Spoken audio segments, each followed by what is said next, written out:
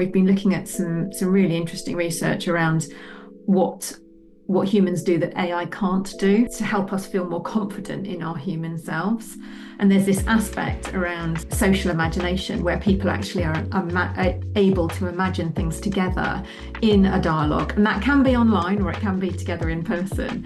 But actually, the intuitive leaps that people make, where you build literally just building on each other's ideas, in the same way we're having this conversation, you're sparking ideas in my head about a book I've read or someone I've spoken to or my brother's friend's, party or something that's happened recently. We have, as humans, the ability to tap into this really unique depth layers of experience that we've had living that AI will never be able to tap into.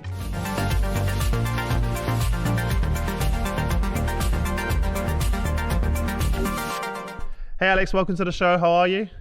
I'm good, thank you, Chris. It's lovely to see you. Nice to finally connect. And where are you today? Because I know you're in a mix of like traveling US, Europe. Like where are you tuning in from? I'm at my home base in Sussex today, but I split most of my time between London and Texas at the moment. Texas. So it's like two extreme weather conditions. 100%, Okay. totally different. Yeah. Why? Really quickly, we'll get into your background and journey. But why Texas? In terms of Texas. yeah, of all It's places. it's one of the states that's got the highest level of economic development and growth at the moment in the US. Ah, interesting. And right in the mid market, mid time zone, it's a really good place to base yourself if you're actually expanding your operations like we are. So, Interesting. um, yeah, really lovely place to be. You shouldn't be giving away the secrets. I'm only joking. Quite So, hard to set up there, so I don't think I'm not too worried. I'm only joking. Before we jump in, tell everyone a little bit more about your background and your journey to where we are and the work that you do now. Sure. Yeah. So I'm a psychologist, an occupational psychologist in professions, but I worked internally in a couple of large organisations, Aviva and American Express in the FS industry, in an organisational effectiveness role, which gave me opportunity to work right the way across the employee life cycle within the HR department, but actually quite a lot of leeway, innovation around looking at what can make things better, which is really what I love.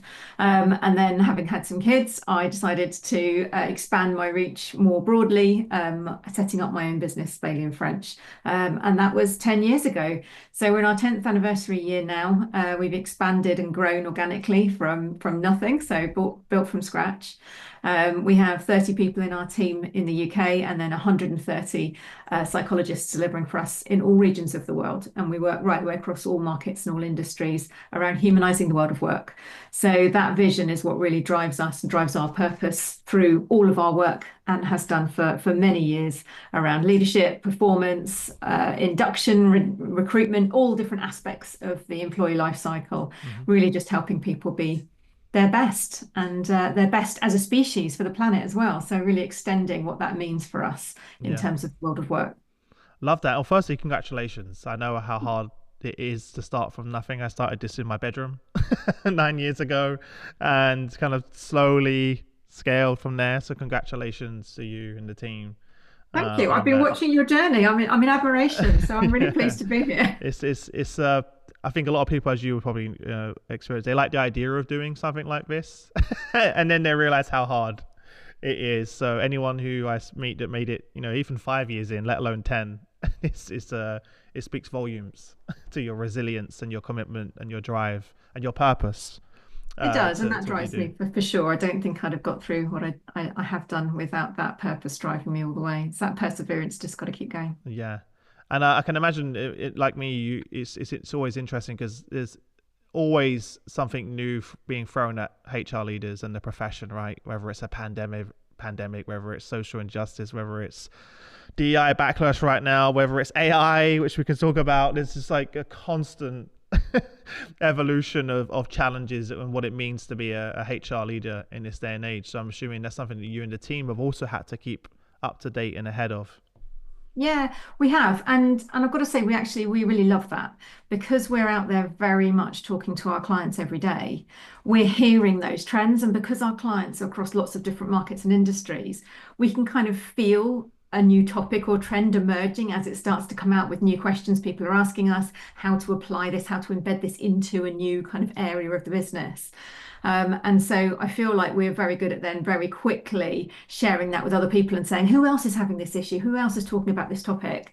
And actually building that market intelligence and that conversation, that ongoing conversation in a learning community, because that's really important to me, is that we stay, where our clients are at, because the world is changing so rapidly. And, I think certainly the last 5 years have really accelerated and amplified, the amounts of change that are going on in lots of different areas of the world. But it's really drawn me back to almost like that's why it's so important to know who we are and hold on to and harness who we really are, because there's so much change going on around us. It's easy to just get swept along with the next big thing and not focus on the outcomes you really need to Yeah. achieve. I think that's a good segue to the first question I was going to ask you, because you mentioned before about we need to help our people organizations keep their humans switched on. Could you Yeah. elaborate on what you mean by that? Yeah, and I think, I talk about this a lot at events when I'm talking with audiences in front of me, and you can get the real feedback when you say to people, do you know what I mean when you say, if you're in a shop or you're buying something from someone, you can tell whether someone's got their human switched on or not. And everybody nods. They all know what I mean, but there's no switch on anyone's head, It's just that sense that we have as human beings, that ability to know whether someone is actually listening to you, whether they're actually valuing what you say, whether they're really trying to understand and support and help a good outcome from whatever interaction you're having. And that's what we mean by kind of keeping our human switched on, because in this day and age, I think we're seeing more and more, and I'm certainly seeing more from my teenage children, is an ability for them to be in the room, but not really switched on at all, because they are, attending to lots of different messages on devices, trying to be part of group conversations in things.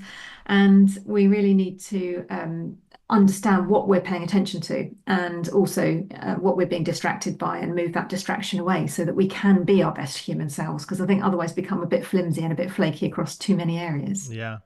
Is that something with the age of technology that you're seeing is becoming more of a challenge for people? 100%. 100%, I think it is, and an opportunity too. But, I do think it's a challenge, because I guess my biggest worry with it is that actually we're becoming less social. So even though in the last 6 months I've seen a huge explosion of in-person events happening all over the world, people are wanting to be back together in in-person conferences, and there's just a conference every day, isn't there, at the moment? Yeah. In every profession. But I think what I'm seeing though is a lack of, certainly in new generations, wanting to have dialogue. And that's really worrying, because, conversation, and good conversation that allows us to have, good feedback conversations, good challenging conversations, good innovative conversations, that comes from having skills in having conversations.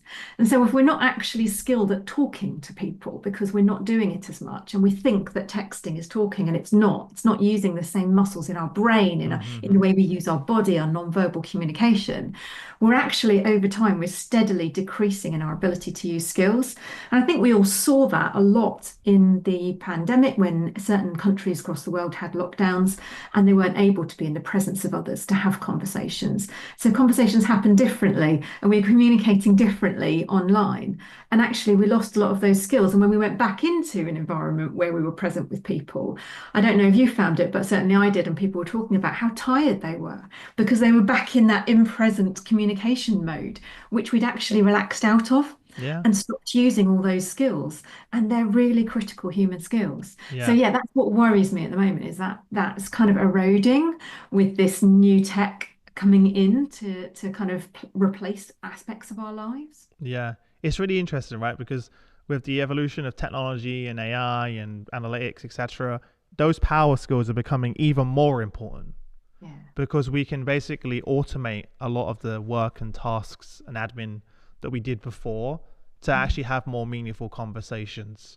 But then now, do you have the right skills to be able to even have those? I don't like the word soft skills. So I normally use the word like power skills, as it were, to be able to do that. So it's kind of like people are thinking that that's going to be replaced. I'm like, no, this is going to become even more important when you think about creativity and communication and the human-centric side. Like, that's going to be where companies are really going to separate themselves and have success.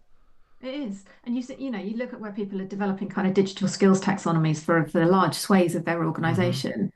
And actually, in many cases, some of the human skills development is only being reserved for leaders. I don't know if you've noticed Yeah, I that in have. Yep. emotional intelligence programs, it's all about leadership and managers, but everybody needs those skills. And probably more so than ever before, is it that we've got to scale to every single person. And so I love it. I'm actually getting to work with several clients at the moment who are all about that reach to everybody, Yeah. everyone in their organization, no matter where they are. And almost more importantly, if they aren't in front of a PC or a computer, the people that are working in complex environments where actually they need their human skills and they can't rely on any kind of tech to back them up at all. So people who are out driving or people who are working in retail or hospitality, there's a real challenge there to develop that customer centric human skill base, Yeah. and make sure that it's not just reserved for leaders to deal with challenges when they arise, is deal with them in the most human way possible, but actually we've got to extend that to everybody. Yeah. And then that part is where technology can help, because it allows us to create customized learning at scale and reach people that we just couldn't do before without things like AI to be able to do that. That wasn't possible to reach those frontline workers, to reach those people on the road, in the trucks, in the warehouses. Like before, it was so expensive because we was doing it just for that top team, as you just said earlier, and we couldn't do it. So we can leverage it, but we just got to be very careful about what Yeah. the line is between an AI interaction versus a human interaction, and where should how far do we go? Because if someone's having a challenge around mental health and well-being, we want them to be talking to be directed to someone, a human, to help them, right? Yes, there's some resources, but you've got to be super careful. And I'm seeing companies make that mistake now, where people are asking questions to their in-house AI self-service agent, and they're not reaching the person they need because it's trying to self-serve too much almost to Yeah. those people. So we need to be careful about that. 100%. We do need to be careful. And we also need to be careful that we know what our human differentiators are and that we don't make assumptions of what they are. Because I think, certainly from the research that we've done over the last few years, is if you ask anyone what it means to be human, I typically get two responses: empathy and compassion. Mm, But if you've seen any of the bots that I've seen, they do empathy and compassion better than humans. So, there's a real difference there in terms of really understanding what our human differentiators are. And we've been looking at some really interesting research around what humans do that AI can't do. So to help us feel more confident in our human selves. And there's this aspect around social imagination where people actually are able to imagine things together in a dialogue. And that can be online or it can be together in person. But actually, the intuitive leaps that people make, where you build literally just building on each other's ideas, in the same way we're having this conversation, you're sparking ideas in my head about a book I've read or someone I've spoken to or my mm-hmm. brother's friend's, party or something that's happened recently. We have, as humans, the ability to tap into this really unique depth layers of experience that we've had living that AI will never be able to tap into. But if we can do that together in groups and we can build on each other's ideas, intuitive leaps, having those aha moments together that leads to a consequence, an outcome, an opportunity, an innovative or creative idea, there's no way AI can do that. And that's what I've been talking about with some groups recently. And it feels so important that this ability that we have is something that we do all the time subconsciously in every conversation, in every group, in every conference, but we don't attune ourselves to actually what we're doing and track what those intuitive leaps are, where they've come from, what is it that's giving us those triggers, and what's the psychological safety that we have that allows everybody to feel they can have a voice and they can say that crazy idea or the thing that is in their head and they're thinking, I really shouldn't say that, but actually, yeah, it's safe enough, I can, and that's something I think that we're all grappling with, is creating that environment where people can have a voice. Yeah. I love the social imagination. I love that because I always struggle with the team to put words to it. Sometimes you need to give people the language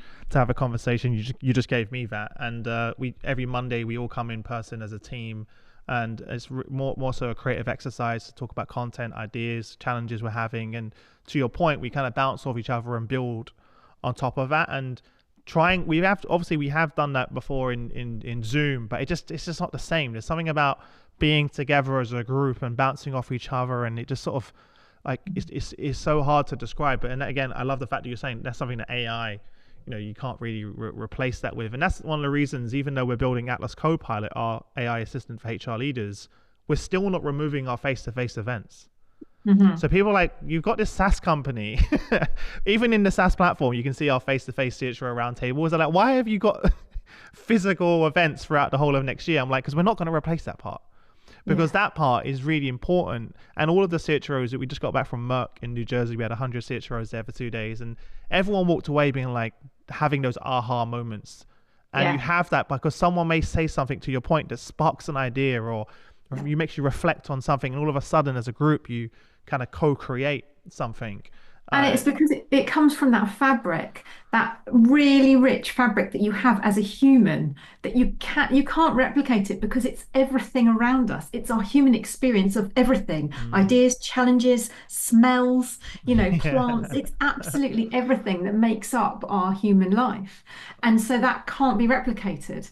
Yeah. And you can't program it into anything that will be able to access the amount that we contain in our brains. And the files and folders of our memories that come out of nowhere, and there's stores of memories that we can access many years after things have happened that we have never thought about, but because something triggers it with a smell or a sight or even some shade of light outside, such such richness, but we just take it for granted, and that subconscious constantly Yeah. kind of overriding us to think that that's just it's just part of who we are. But bringing that to our conscious attention, recognizing what we do, actually in organizations, we can create, and in conferences, whether they're online or in person, we can create situations where we actually invite people to be socially imaginative together and mm. track it. Because when we bring it to the forefront of our attention, we can do it even better. Yeah, socially imagine you got some really good one-liners on here. Socially imaginative together. I love. I'm gonna be stealing all of these. Good, good. So no, I really, I would love to understand. We obviously have to do a whole nother episode on it to understand the science behind that. And what's really happening in the brain Mhm. during those moments, because you see so many companies going really far in the opposite direction. My worry is, and I suppose that's a good question for you. What do you think the consequences for companies are going to be if they don't address this now, as they go too far into the digital rabbit hole and lose that human connectiveness along the way? Well, I think there's two things. I think they will lose people, but I think they will lose people in two ways. They will lose their people in the organization who want to work in an organization where they can have a contribution that's recognized and they Mm. feel valued as a human in that organization. And I think they'll also lose customers because customers also want the human experience. And so I think those two is what really is going to be driving this kind of future of work where the AI and the tech actually advances, and it needs to advance at the same level as those human skills. And really, if you think about, CHROs and HR leaders, they are the ones that actually lead so much change in organizations. They are the ones that really have to champion that mirroring of digital and human skills into the future, whatever that future is, to avoid it from becoming too one-sided in any one direction. Yeah. It feels like we're going to go full 360. We started out with the full human experience, connectiveness. We've gone through this digital where we tried to kind of use the technology to scale some of these things. And now we're basically, one of the unique differentiators of companies now actually is going to be the human interaction. So it sounds like we're going full 360 back Yeah. around again. I hope so. I think people often talk about it, and that's the thing, though, isn't it? On the maturity curve, you hear people say, "Oh, we need to move to being a skills-based organization," but until they really understand what that means, it takes Yeah. a while to unpack it. And I think at the moment, I'm still hearing people say, we need to match our digital with our human skills, but I don't know if everyone really understands what that means, because when I Yeah. dig a little deeper, the common response is, "Oh, we need to have more compassion and empathy," and I'm like, well, that really isn't enough. That's not our only differentiator. We have a real interconnectedness and an interdependence on each other. And the reason when we're in person that we get so much more rich experience is because we have mirror neurons in our brain. We actually mirror the experience, the emotion of the people we're talking to. Mm. Our body wants to do that.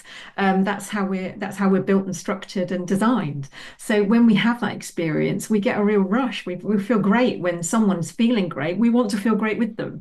And so we're missing all of that lovely mirror neuron experience when we're online. So that's why we kind of get that big rush of it when we're in person. We need to create those opportunities for that, Yeah. remembering that it's really important.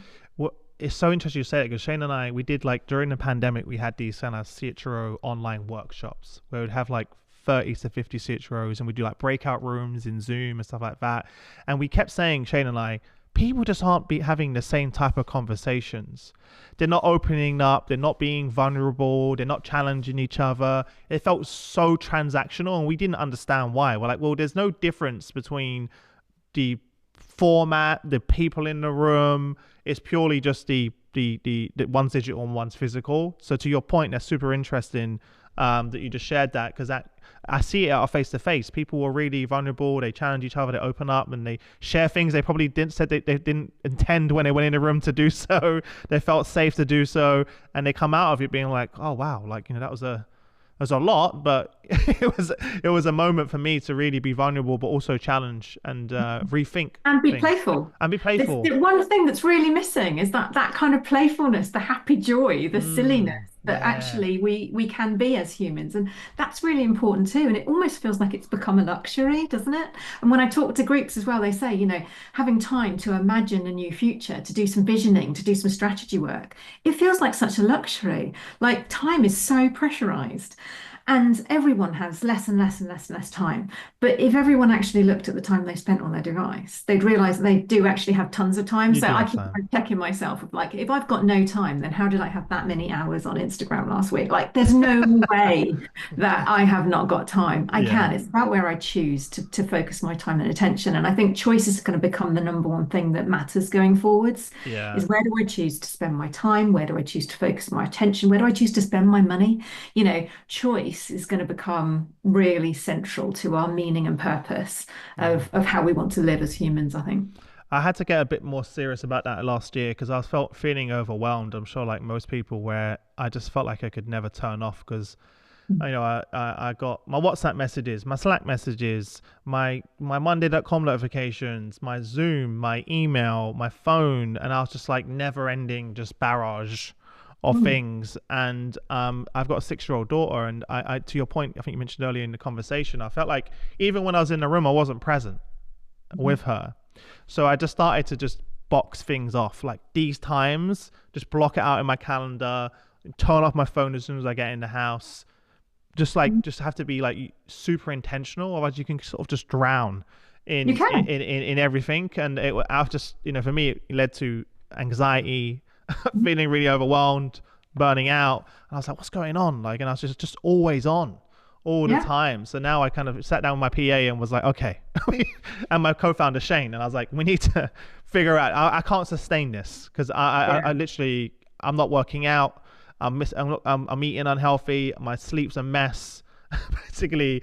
So like now I have a really structured day. Like 6:30 in the morning, I got gym. Don't talk to me. I'm there. Don't block anything. Right. Have a personal trainer even for now for accountability. Lunchtimes, and that sounds silly. I block lunchtimes out because I used to just there's another spare gap, and then all of a sudden I found out halfway through the day I haven't even eaten. That may sound silly, but I literally block that out as well. And then when I get home, there's a block in my calendar that for these 3 hours I'm spending with my daughter. I'm picking her up from school. We're gonna come Yeah. home, have fun, eat family as a dinner, eat dinner as a family. And then after that, 8 p.m. if I've got some US client, then I can jump back online. But I Yeah. need to have that structure in It's place. really hard. And I think it's really hard for people, particularly if they're business owners or business leaders, when they've got opportunities, because you love the There's always an opportunity. opportunity. There's always another It's so one. addictive, right? But also, if you're a good person and you care about other people, and actually what you're doing is really supporting other people, that can also kind of drive that overdrive and that stuck on because you want to make other people happy. You want to help them, Yeah, and I think sometimes that can drive us to yeah not put ourselves at the center, and our health obviously has to come first. So yeah. I have to remind myself of that all the time. I think it's really really difficult. But yeah, in this world, I don't know. There's a book called Indistractable that's a fantastic book about how the people who are distracted just almost constantly bombarding and following whatever's in front of them and being led by that. You're not really living your own life. You're not No. actually determining what you want to do and what you care about. And it's that choice, being consciously aware of it. So important. Yeah. One of the things I've also found that led to, and I've seen that from interviewing some of the world's most successful leaders, is they plan time also, which I also do, to be in the moment, to take a step back and just reflect, right? Because if I think that I'm going to do that during the day, that's just not going to happen. So actually having time, which is for me typically is Wednesdays, I have the day mainly blocked out, and it's just a day for me to just assess where we are, where we're going, how, like, and just without any distractions, no meetings, nothing, and just be able to do that. And I make such some of the most important decisions I've ever made is because I'm blocking out the time to actually be thoughtful about the business, where we are, where we're going, and also incorporate family in that time in terms of where we're at. And if you don't make that time, it's very different. If you think you're just going to make good decisions throughout the day without actually being thoughtful about it, it's not going to happen Yeah. as well. So And that's the thing, and if you don't have control over, if you don't have a lot of accountability over your role, autonomy over your role, I should say, then actually it's really, really hard to yeah, do that yeah, because you're just focusing on outcomes, activities, how much of this can I do in a time in a day? And as I said before, we've almost got this amazing luxurious leadership level that has the chance to do those things. But even now, I would say leaders have less of that time and they struggle yeah. more with it. And actually, they worry about it. I get most of my emails from my leader contacts and clients in the evenings, but they shouldn't be working in the evenings. They should be enjoying their meals. I But know. 9 o'clock at night, there's people still sitting on their emails, and I'm thinking, how many breaks have they had? Have they actually taken any time out at all to walk around the block today, to look after their health, to ensure they've eaten properly, to see their family? And it feels like there's just this constant drive, and yet actually it feels like we're moving into probably the most normal kind of state that we've had In the for last four years. years, yeah. Right, seriously. No, you're And right. Yeah, someone said this to me yesterday. They were writing their strategy and they said, right, we need this to be a normal strategy rather than a crisis strategy. Because up until now, every year there's been like a crisis strategy that's affected organizations and leaders in them.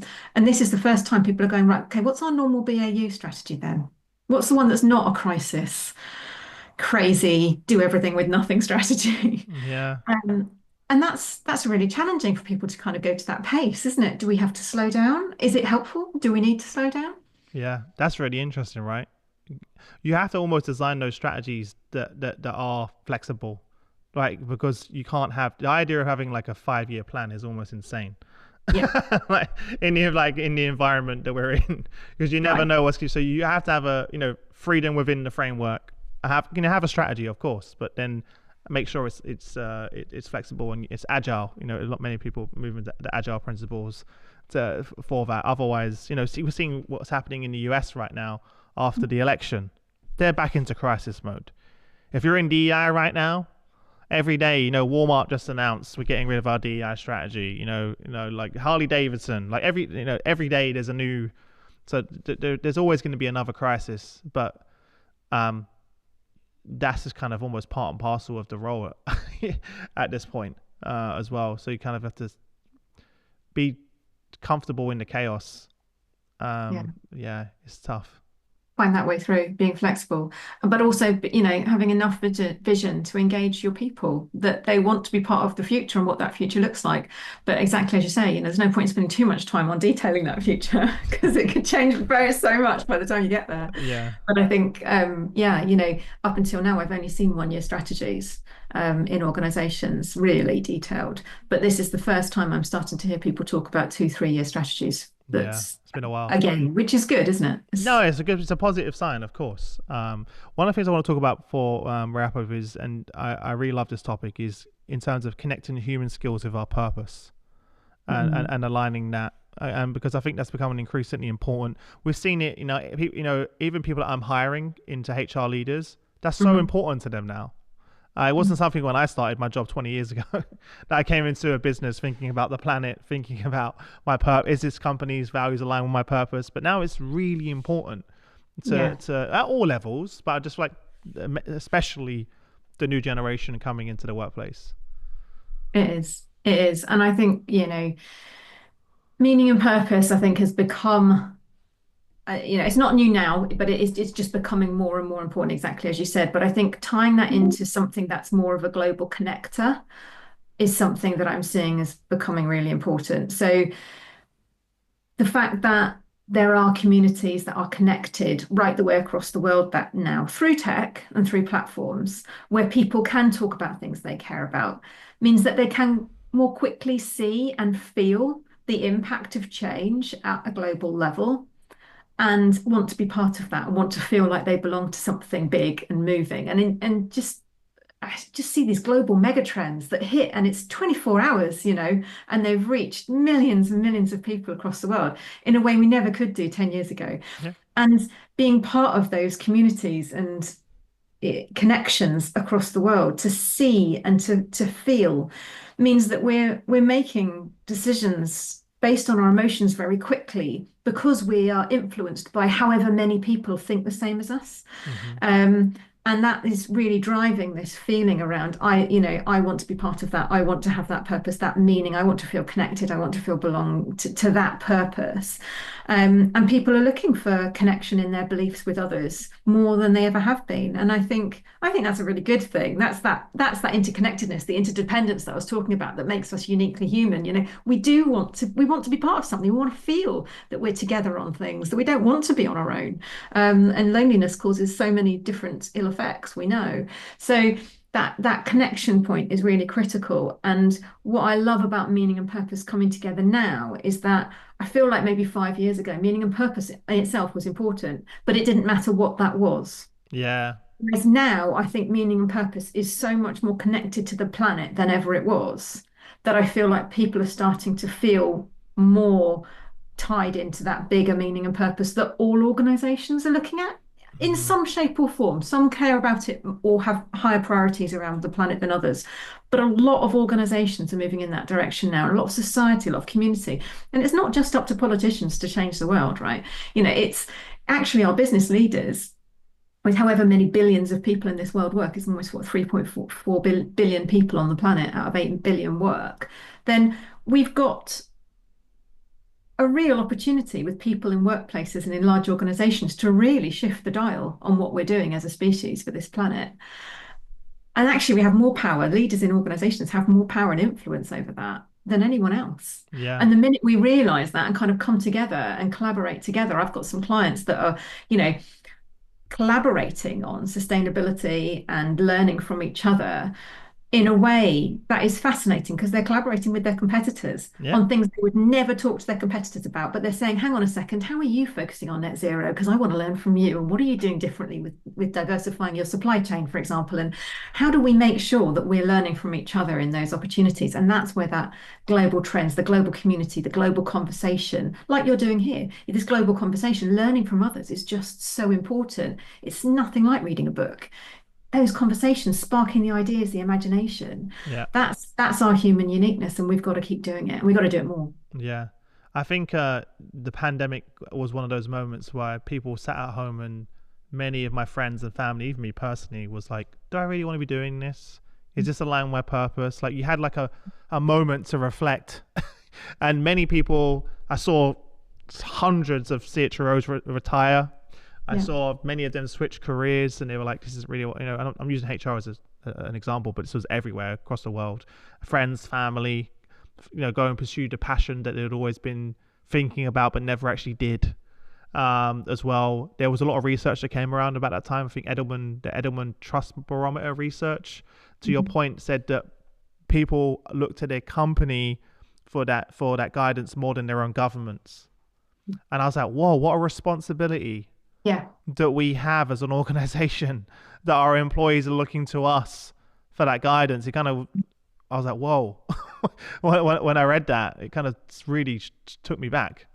Yeah. And no wonder leaders are petrified with talking to large groups of people because what a responsibility, what a duty they've got on their shoulders to get it right or to not offend anyone or to not say the wrong thing or to, not make a mistake. It's so super hard being a leader in an organization now with the responsibility that we have. You know, it's tough, it's big, and it's bigger when we're holding that purpose, that meaning in people's lives. That actually is what motivates them to be their best, to be their best human selves. That's a big thing, and you know, I think leaders who've kind of answered that calling to work with and through others, that's what they yearn for. But you know, it's a challenge, and it's something that we need to support leaders with.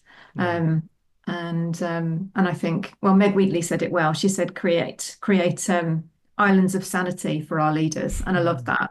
It's kind of that connective point of who's my island of sanity that I can rely on, that I can be vulnerable with, that I can grieve with, that I can challenge with, that I know will always be there for me. And that's much more concrete than kind of the almost flimsy online networks that do exist. This is people who you can rely on, and that really matters. We've become quite flaky, I think, looking to, I think lots of people kind of pull out of things at the last minute now more than I ever did. I don't know if you've noticed. Yeah, yeah. So things reschedule easily, whereas I think people are looking for more commitment and more reliability to be able to know that people will be there if they say they're going to be there. And I think we need to do that, create these conditions for leaders to be comfortable in their roles because they have got a very, very big job on. Yeah. And I know you do this and we do it as well. That's kind of what one of our services that we help HR executives with at our events. They know if they're turning up to a HR innovation roundtable, they know what to expect. They know it's going to be high level. They know it's going to be peers that are having the same challenges. They know it's going to be curated based around their challenges, and it's a safe space for them.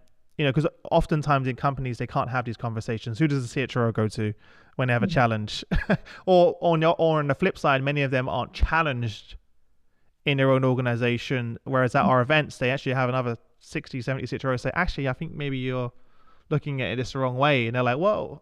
Right, so Yeah. it's creating that space. I know we're limited on time, but I want to say one last thing around linking purpose back to skills, because one of the most important journeys Shane and I went on early in the business is we connected with a guy called Tim Munden, who was the chief learning officer at Unilever at the time. And at the time, they had around 15,000 leaders every year at Unilever going through their Leading with Purpose training. It's like a 2-day course that they did at their 4 acres leadership facility. A lot of it was led by a guy called Nick Craig, who wrote the book Leading with Purpose. And we actually got invited to a separate meeting, which was kind of a combination of CEOs from the biggest brands in the world and billionaires, literally entrepreneurs. So it was a room of about 50 people. And Shane and I wasn't even going to attend. We were like, we haven't got time for this purpose fluffy stuff. We're really busy trying to start a company. But out of that 2 days, we really discovered our purpose individually, but also that our current roles in the company weren't aligned with our purpose. And that was a massive game changer for me and Shane to come back to the office and be like, oh, you hate sales, Shane, and this it drains your energy, and and I'm like, dude, I really don't enjoy doing the finance, and and we kind of all of a sudden realized that all of our energy and really what aligned with our skills and our purpose, we kind of ripped up everything, started from scratch, and we like 5x our revenue the next year because we were both running into parts of the business that energized us.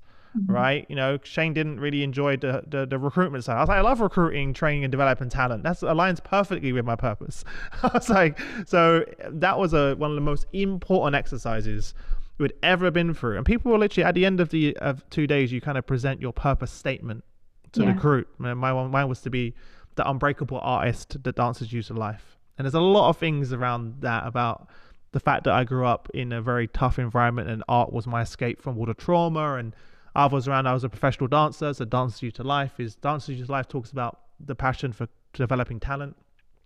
And Unbreakable is, I'm always been the person in the companies that always challenging the status quo. I'm always challenging Shane and the team and saying, why do we do it this way? What if we look at it something differently? I'm always challenging that. And that's always been our foundation to operate during the chaos, if that makes sense. So when everything's going crazy, I'm like, okay, let's operate from our foundation of our purpose.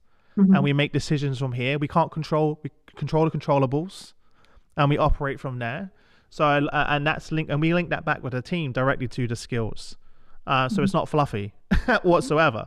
It's very actionable and tangible, and we can really measure the value of that as well. So I love that you brought that up. No, it's really powerful stuff, and you can hear it in your voice. You're really passionate about it because it meant made a really big difference to you. And we do similar stuff around our human leadership program, starting with that authenticity, getting people to write their purpose statements, Hmm.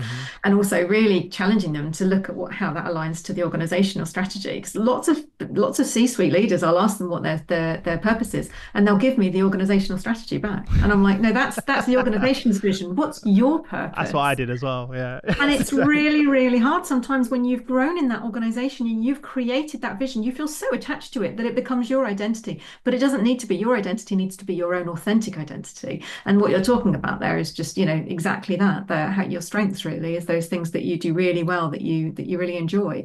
And that's fundamental. So that helps us be our unique human selves. And that's how we keep our human switched on. So perfect. Round to the beginning again. Yeah. No. Listen, before I would love to keep talking to you, but where can people learn more about the great work that you do, and also connect with you personally if they want to reach out to you directly? Sure. Well, obviously, you can find me on LinkedIn. It's my platform of choice. So please do connect to me there. But also our website, baileyandfrench.com. So there's loads of information there, including our latest Human series, which is a series of events we've been running across the world, all around based on what it means to be human, and how we can be differentiating ourselves from AI, as well as supporting our species on this human planet that we are gifted to be on. So yeah, please do connect with us, find out more. We'd love to talk to you and understand more Amazing. at your need. And for everyone listening, as always, those links are below. Wherever you're listening, watching, even if you're listening inside Atlas right now, the links below. Make sure you go connect with Alex, check out the website. And yeah, I wish you all the best until we next speak. Thank you so much. Thank you, Chris. Congratulations again on the And to 10-year you. anniversary. And I look It's forward to chatting been again soon. been fantastic to talk to you. Thank you, Chris. I really enjoyed it. It was fun.